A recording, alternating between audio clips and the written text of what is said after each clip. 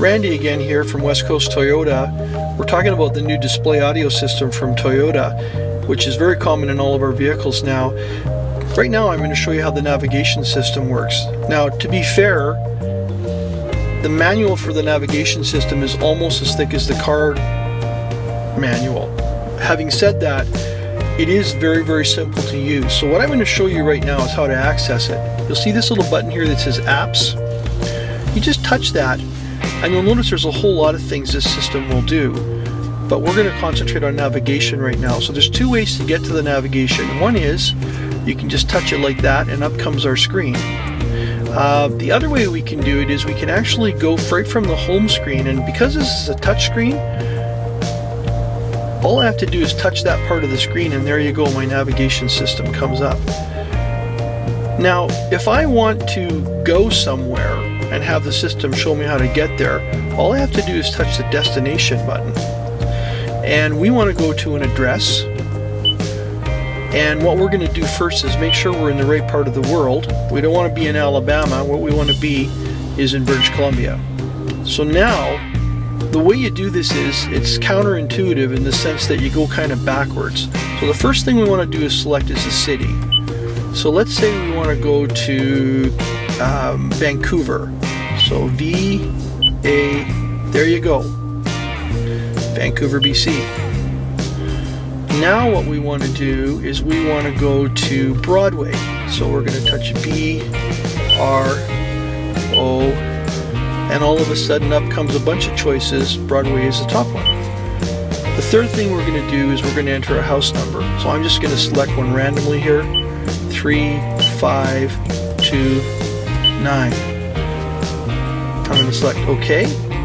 So now what's going to happen is I will be going to 3529 West Broadway in Vancouver, BC. It's asking me to confirm the destination. All I do is touch go. And what's going to happen is it's going to calculate a route. And there's 3 different routes, so if you kind of know where you're going, the main route is always in the bright blue color. And if that's what I want to do, I'm going to press OK. But I could actually edit my route if I want to, and I can see what the 3 routes are. But in this case, I'm just going to make it simple and take that route. And please proceed to the highlighted route, then the route guidance will start. So there you go. So they want you to get on the route, and what it's suggesting I do in this particular case is go over the Golden Ears Bridge. So it's going to ask me to go around and back. Now, how this works is once you get going, it gives you guidance as you go along in that same tender voice that we just heard. And should you actually get off course, it will recalculate your route and give you the next best available route, or will give you directions to literally turn around and go back to where you came from. It's pretty foolproof. People have said, why would I want that? I've already got a Garmin or some other form. It's to do with the complexity. It's telling you a lot of things. It's telling you that it's 49 kilometers to go, and it's going to take you approximately 57 minutes to get there.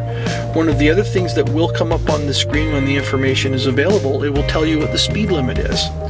And you can have a split screen because you can literally have the navigation on one side and you can have your radio on the other side. And in a previous video I showed you how to hook up your telephone, and you've got your contacts here. So there's lots of options, and all you have to do to move around is just go from one to the other.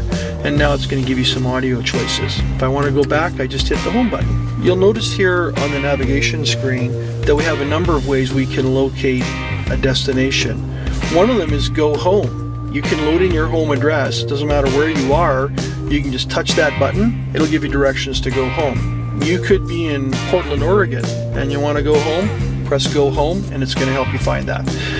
But the more commonly used ones is an address, like a street address, a point of interest. For example, let's say you want to go to Bellis Fair Mall in Bellingham. You just would type in Bellis Fair, and it would bring up that as a point of interest, and you'd be able to select that very easily.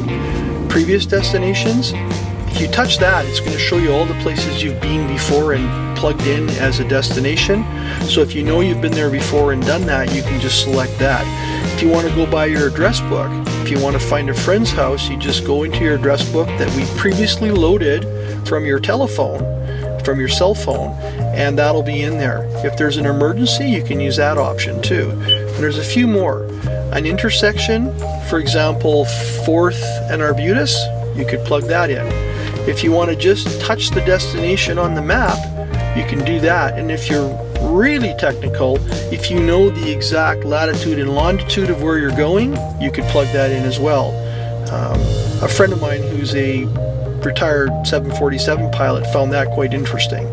So it is as complex as you want to make it, and I've got to tell you, that's the reason why having a system like this is better than having a handheld one in your phone, or perhaps something like a Garmin or a TomTom, which is arguably very inexpensive but does not have the complexity that this system has. Navigation is now available in everything we sell, all the way from the Yaris hatchback right up to the Sequoia and everything in between.